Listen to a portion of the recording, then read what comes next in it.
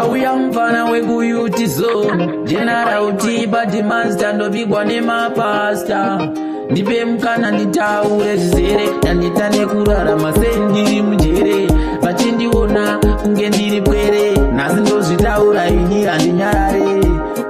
Chavanogona panari ngori jere Vanondishora nekuti ndiri pwere Pandosasa inini havaterere Vanondiona sendisina njere Chavanogona panari ngori jere Vanondishora nekuti ndiri pwere Pandosasa zvizhinji havaniterere Handinyarara iwe hautaure Chavanogona kungopopota Pasina chandinoita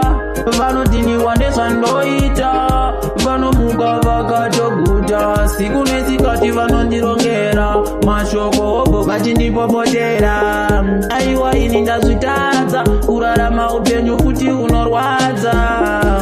Hapanari ngori jere Vanondiseka nekuti ndiri pwere Pandosasa zvizhinji havaniterere Handinyarara iwe hautaure Aiwa hapanari ngori jere Vanondishora nekuti ndiri pwere Pandosasa zvizhinji havaniterere Handinyarara kuno hautaure Ndo life yacho here Ndofira here kunzi ndiri pwere Kundiraramidza sei ndiri mujere Zvavanoita ini ndazvitadza Ndiri kukwenezwa maronda unge jobo Pandinotaura vanopopota hobo Zvavanoita ini handizi mahombo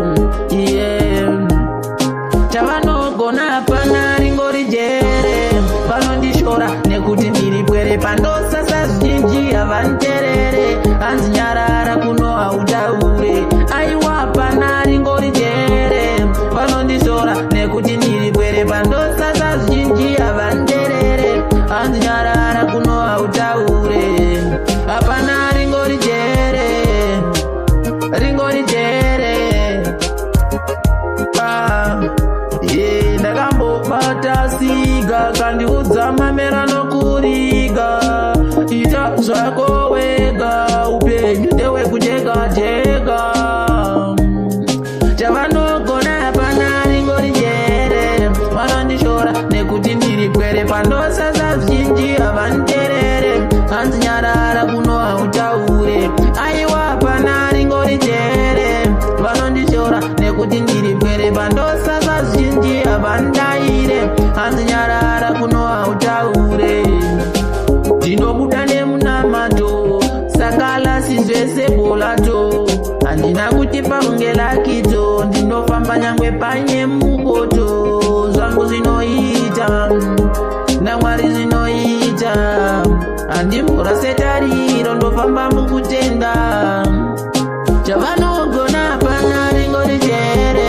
Vanondishora nekuti ndiri pwere Pandosasa zvizhinji havandaire Handinyarara kuno hautaure Aiwa terere Havandaire Havanterere Yosika Rikanditendega Ngojega jega Havanterere